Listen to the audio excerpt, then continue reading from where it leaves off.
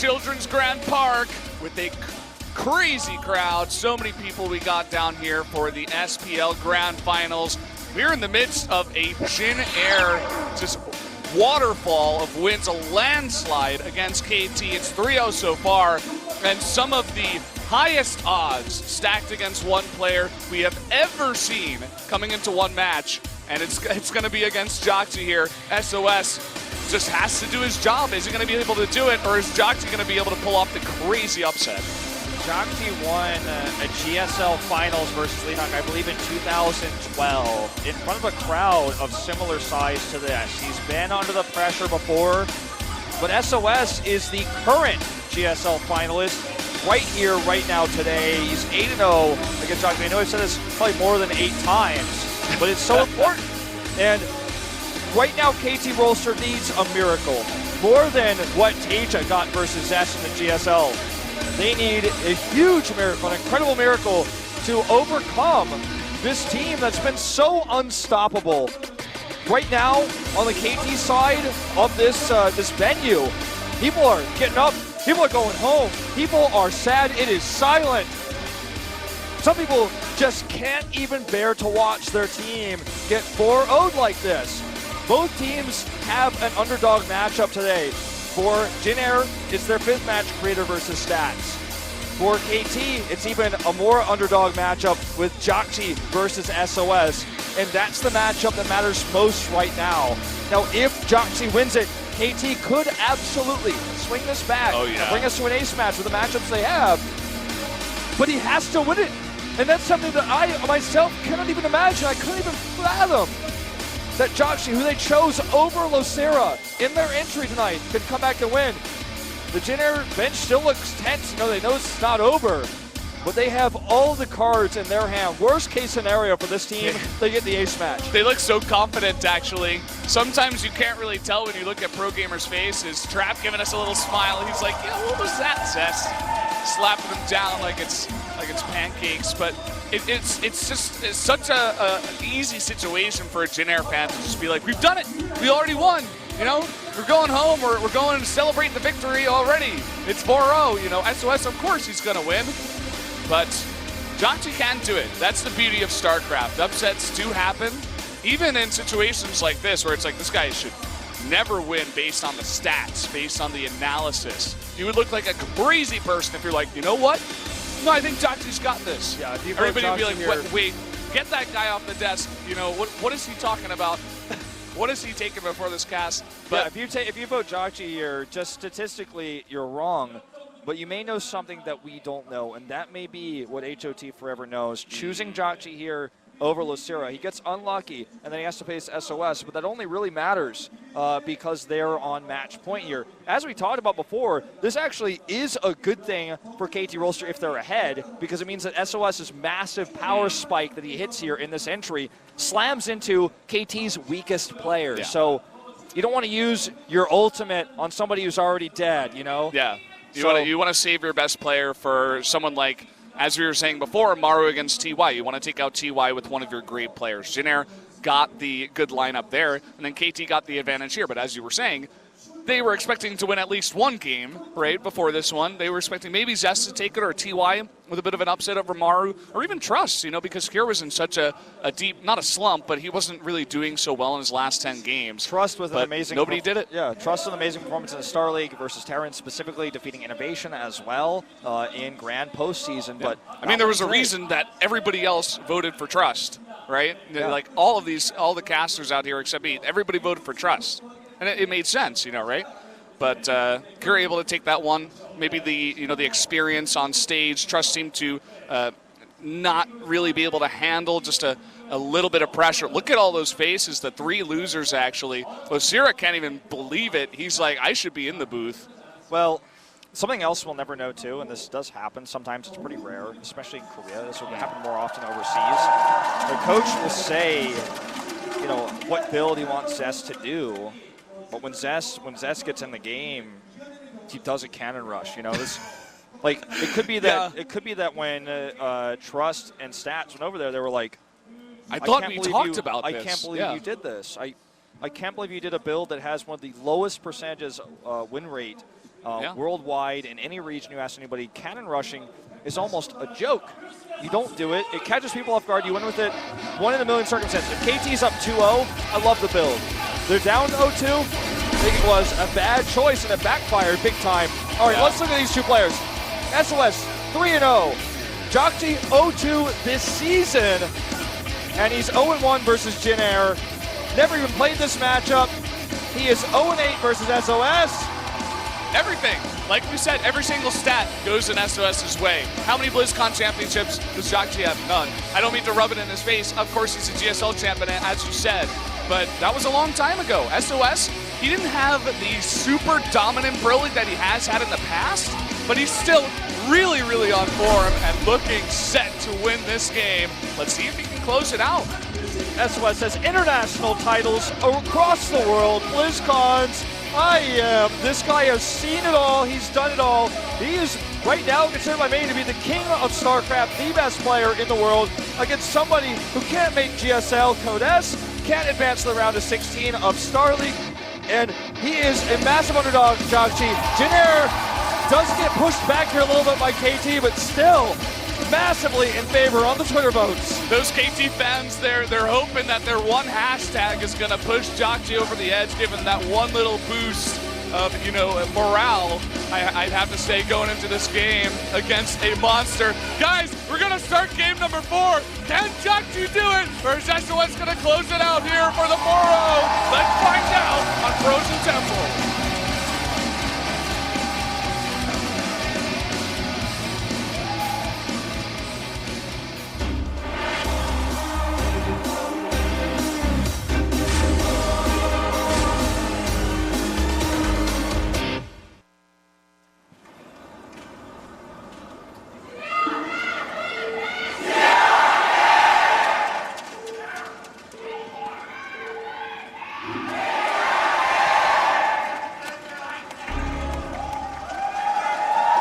The bottom right, defending BlizzCon champion, current GSL finalist, it is SOS. And in the top left, in the red, he needs to win this game to keep KT's hopes alive. It is jjakji. Here we go, guys. This could be it, the last Pro League game of the year. And our 16th grand final of a tournament spanning 13 years of history. SOS could be the one to end it all. Now, on Frozen Temple, it's a 2-player map. jjakji, the chosen player. Now, looking at this lineup initially, I was thinking probably we'd see something Cyclone-oriented, because can jjakji win a straight-up game versus SOS? Feels unlikely, right? I mean, look at how well this guy has played versus Terran all year long. jjakji is just 3 levels below. If you could put a letter on it, I mean, compared to jjakji, or compared to SOS, who's Code S, jjakji is Code C, man. He's just below. He's not on the same level right now. He needs a miracle, and he's going to have to make it happen, because in StarCraft 2, there is no chance. There is no hopes and praying. It is your skill against your opponents. We're going to have a proxy here, perhaps. Let's see if he wants to build something over there at that pylon. He might just be hiding it, because that's a really cute thing to do against someone who has this much pressure on them. It's like, yeah, I'm just going to hide one pylon. He's never going to find that. I mean, he's going to go into my base and think I'm proxying something and freak out and start to send scouts all over the base and be like, hey, what's going on? What am I up against? I don't really know. It looks like he is actually going to proxy something, perhaps. I imagine it will be the Twilight Council, and we will see DTs. No, a robotics. Ooh. So there's a few things this could be. The Immortal push is the least likely, considering this is not really a proxy. It's actually, proxy is used because it means close in proximity. This is actually a hidden robo, and he scouts it! This is the beginning of perhaps what KT Roaster needs. It is. I mean, it's just huge to get that scout down. He went into the base and he saw there was one missing pylon, so he knew there was something out there on the map. But to scout it this early on and have just a clear idea of what's coming your way is really, really nice for jjakji. It'll, relieve some of that pressure, make him feel comfortable and say, hey, I faced this before on the ladder. I know how to execute from here. Let me just try to do that and not think about where I am and what's going on and just try to play my game. The ball is really in his court now. He can do whatever he wants. Now, it's going to be a warp prism here, so very early aggression from SOS. Let's see how many gateways he decides to add. 2 more for the time being. 3 gateway adept, warp prism builds can win you the game, actually. Nice wall off here. The adept does not shade in. Could beat the Marines, but won't beat 3, especially with the bunker there. Oh, almost gets a free Marine. In fact, still could. If he doesn't get in there, there he goes. Just continuously getting up to the top of the ramp. He wants to scout what's going on, get whatever information he can. We don't know if SOS knows that he's been scouted. Okay, now he knows, because SB just saw this. Now, what jjakji will likely build once that tech up finishes is a Cyclone. He needs that Cyclone out to defend this Prism. He wants to lock the Prism down and make sure that that warping can't happen. He sees the Nexus timing here as well. He knows it's not a transition. This is a late Nexus, obviously. He needs more than just that Nexus. He needs to do damage here, so he's going to commit to the Cyclone still. He has the bunker at the front, but he's committing his units to the back because he already saw the Prism. It's Stalkers here. Gonna go for Stalkers, yeah, and this is, look at this! He spread all of his Marines. He is so ready for this. I can't imagine a moment where he would be more ready. But, SOS, he sees the Widow Mine, and all these Marines, in fact, are very split up. And now he has the War Prism here to micro. Okay, he locks on to the Prism. Can he maintain? The repair is late! The repair is late! He loses the Cyclone! That's what he needed. He needed that Cyclone. The repair was late. The repair was too late. It was too slow. This game isn't over by any means, but if he had that Cyclone there, if he finished the lock-on, the push is over. Even gets vision of this Widow Mine. The bunker, he wants to deny it. Good position here by jjakji, though. Look at jjakji. The Widow Mine. Yeah, I mean, he's holding on, but he's also freaking out a bit. SCV's off the line, 2 bunkers, SCV's ready to repair. 3 adepts do get in. Let's see if these Marines are enough, and definitely with the tank it will be. Okay, the Prism isn't nearby, so this is actually just going to be cleaned up. In fact, multiple adepts dying here, and he holds. And this is a disruptor transition back at home for SOS. But I have to feel that jjakji is slightly ahead. This did not do enough damage. Yeah, I really did, and it was looking nice when he sniped that Cyclone, and he is going to still have some nice pressure here with the Warp Prism. jjakji from here on out just needs to make sure that he defends and doesn't take any more damage. A gigantic pull. Oh my god, that's a Colossus. He is rallying the Disruptor in. Could it potentially be that he just simply wants to try to go for some Purification Novas onto the Mineral line? Warp Prism speed as well. We could even see Colossi drops to follow this up. Obviously, this is going to initially be for the Disruptor. He's going to use this to try to get some harass damage. This is expensive and this is risky, but at the same time, if jjakji screws up, it's over. I mean, this is one of those units where it's all or nothing, just like the Reaver in Brood War. You make it or you break it with this. Yeah, and what other player would be doing this right now with a lot on the line? He wants to get this win. He's like, no, I'm just going to go for, the Warp Prism pressure into Disruptor. No way. Okay, he dodges it. Here we go. For It's that. a split. Oh, pickups gets 1. That's not enough. That's actually totally fine for jjakji. Yeah, very, very nice, in fact. And now with the follow-up of the Colossi, he's also going for 3 more gates and Blink, and this is all on 2 bases. He has not taken a 3rd base yet. He's stopped at 47 probes. He's not producing anymore. He could go for this Viking here, and grab the Prism. It's almost like he's forgotten he has a Viking. He could chase the Prism. Okay. Now he should remember. There he goes. Or does he? Okay, he is actually moving that and controlling that now. Scan perfectly timed here. This shows that even though jjakji has not been in form compared to SOS, he's a great caliber player who practices a ton.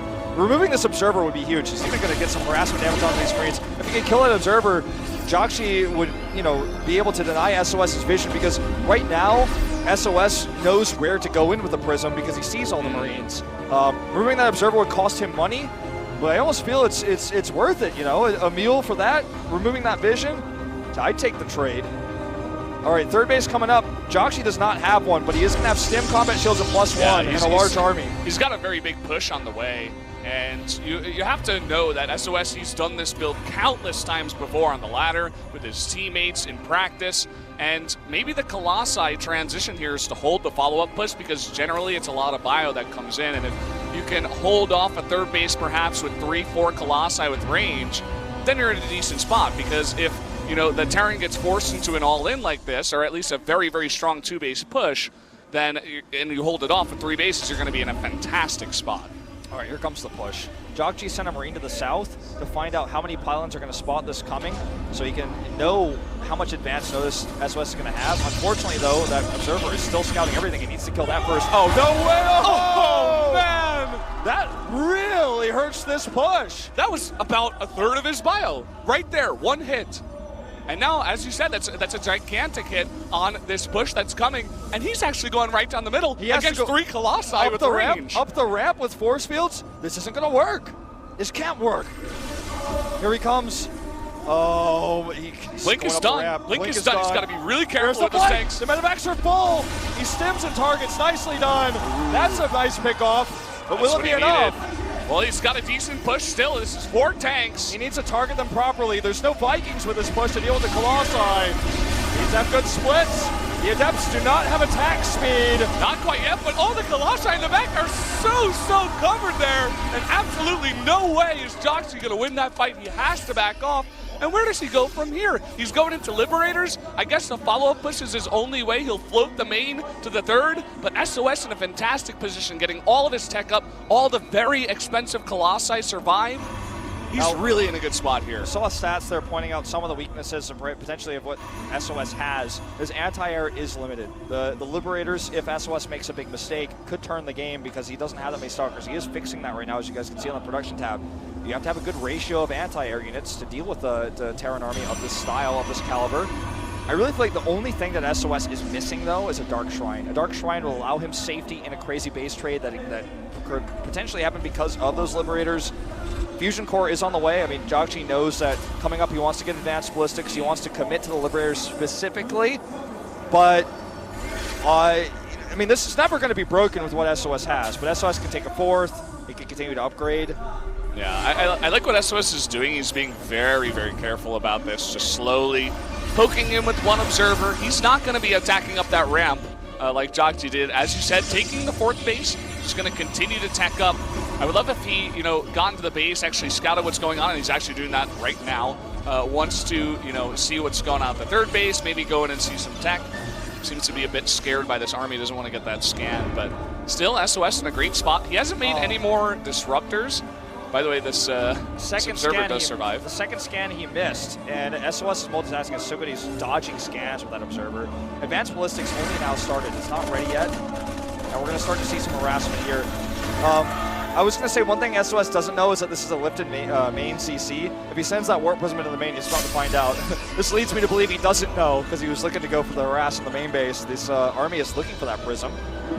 Just looking for it. There's only 1 Marine in there. Yeah. But 2 Adepts just chilling out, and SOS moving a bit in the middle of the map. And he's continuing to produce Colossi as well. This is very interesting to see, going up to 6. He is going to transition into Archons and even perhaps Storm after this. Hyun or Innovation or Maru would be dropping all over the place right now as jjakji trying to find a hole, trying to find a weak point. jjakji's been in a turtle mode, defense mode all game long since the beginning, and now it's just going to pay for it. That speed prism's coming to the natural here. Adepts come in as well, and this is going to really start working on his mineral line. Now he comes in here, there's no CC, so this actually could be a boon for jjakji, in fact, as he kills his prism for free. Look at how much damage is getting done at the natural, though. There's no response there, only responding to the warp prism. He scouts the fusion core as well, has to know that that upgrade is on the way, and now the entire natural, half of his mining right now, is just totally wiped out. Here we go. I mean, he's going to kill these Adepts, finally, but not even with an efficient trade, in fact. Look at this. Wow. The upgrades are so much better, and +1 armor wasn't even done. It is now. The prism survives. jjakji is showing again here why SOS is the better player with his film. He doesn't even kill the Adept. It's still alive and getting so much damage done. This is not the jjakji we needed to see if he was going to keep KT in this match. He went total defense mode from the beginning. Now he's going to attack. He's going to try to find this location over here. The trophy on the line here with this push. Here it comes. Liberators need to get into position. There are Templar, 12 seconds to go on Sidestorm. It's not ready yet. And 6 Colossi still, and there's no Vikings. He's relying only on the Liberators with range. Yeah, but there are no Tempests, you know. That's one tech advantage jjakji has, is the ballistics. They kill his cannon, and it looks like SoS is going to let this base go. This is why I was saying a Dark Shrine would really be well, this is the reason why he's letting it go, because jjakji has no more mining anymore. He's not defending against the Adepts, and SoS doesn't need an extra base if jjakji has 0. All right, storms go down this bio. Siege tank's poking, Liberators poking with that advanced ballistics. The only thing he has left is his army. He will never have another one. He has to make this cost efficient. Pushing forward, sieging forward with these Liberators, forcing this Cross army to fight underneath the liberation zones. Will he dare commit to the shade? Decides not to, cancels. jjakji needs to kill the army, needs to eliminate that. That's how he wins this game. He stops the mining here. Look at SoS, so cool, so calm. He's like, yeah, I don't need my 3rd base either. Who cares? Whatever, you have 0 bases, man. I can defend my natural. I can make a new base here at the base to the top. And that's exactly what he's going to do. What jjakji could do here is go for the main. Oh, the blink forward. Liberation zones are not ready. Storms are decent here. There's a lot of Liberators. Does he have enough anti-air? It doesn't look like it. It doesn't look like it. There's nothing for the Liberators. Okay. jjakji now has a lead in army supply. There's 1 Stalker to 9 Liberators right now. He's pushing forward. SoS may have overestimated his advantage here because he doesn't have the anti-air, and he doesn't have Tempest to deal with the ballistics. Oh, and he doesn't have another base too because he gave them all up and he couldn't hold the other one.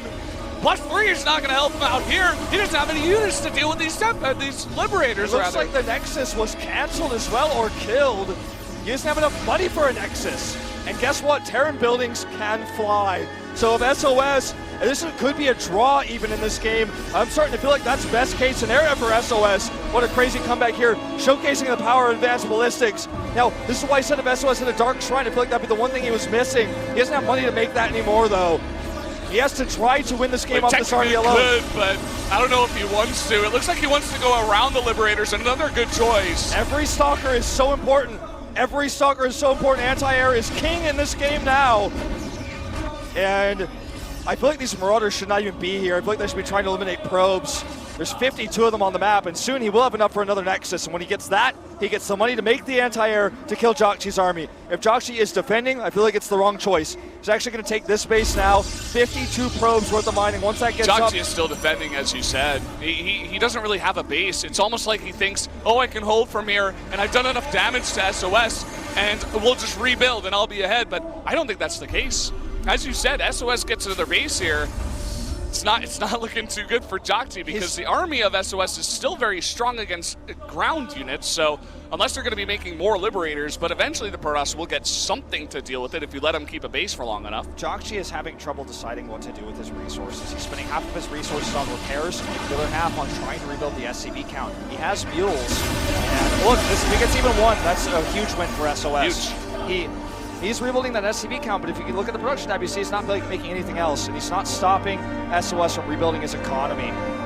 And that's the scary thing, because this Protoss army, if its economy is rebuilt, he has more storms, he has these Stalkers. The Liberators, he tried to repair them, he spent most of his money on that, but realistically, they're all still very low. They're not actually high on health. This is a move I like, but he's going to the wrong base. He may actually now incorrectly assume, oh no, he's going to fly this right into the army. Oh no! And with Blink, this goes down for free. And every single Liberator, as we said, is so valuable at this point. I think what jjakji should have done, because he had that lead and there was no way for SoS to make 7 Liberators. He had no way for him to make anti-air. If he had gone to the main base, sieged that up, and controlled the ramp, SoS army would have never been able to come back to defend. He kills the main, and then eventually wins the game as a result. Now, I mean, it's not over yet, but 16 Stalkers, what we saw before, what, 2 when he had out?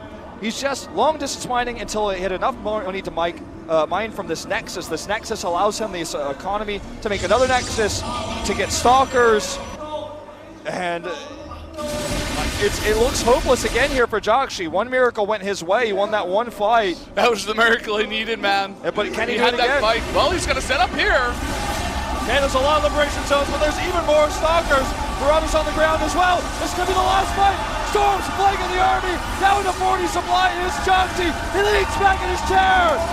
They've done it! Celebrating GG! Jenner! 4-0. They are your champions! Here is SOS! They've done it! More players from Jin Air, able to take out more players from KT. Everybody on their feet here on the park as they storm the stage as the worthy victors of the 2016 Pro League season.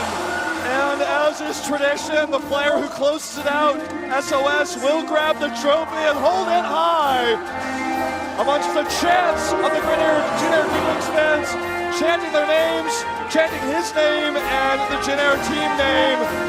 This is what Pro League is all about. The fans, the crowd, the energy. And it is SOS who wins out in the end through adversity in that one model where he lost his anti-air. He made the better decisions. This team dominant all year long. I said I was on the Jin Air hype plane in January. We're now in September, 8 months later. And Kratos like, I didn't have to play. He's like, you have two BlizzCon champions, but now you have one Pro League championship. He is on the winning team here. Finally, the Jin Air Green Wings have done it. What you guys don't see is KT solemnly walking off the stage, very despondent at this point as Jin Air celebrates their victory. What a great moment for them and their team, their coach.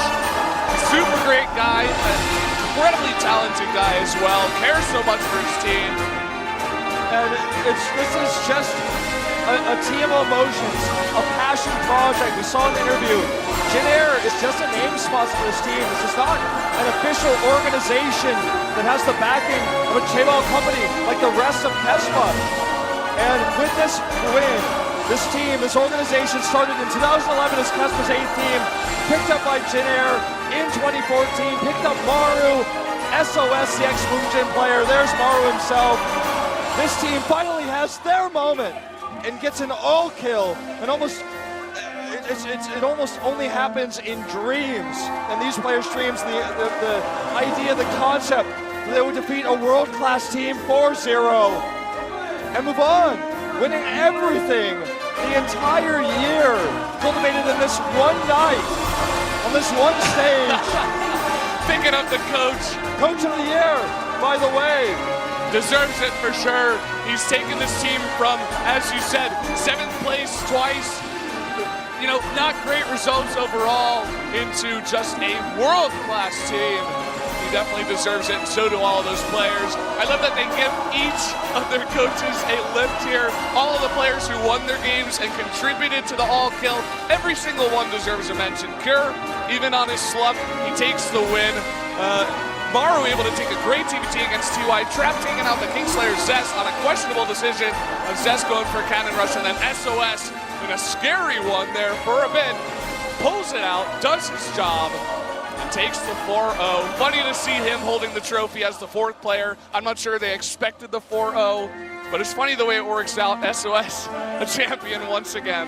And you know, KT, they took some risks tonight, and they made some gambits. They gambled, but at the same time, I mean, it was KT who, with these risky choices, ended up losing. We're going to take a look at a quick video, guys, before we talk about this any further, so stay tuned. We'll be right back.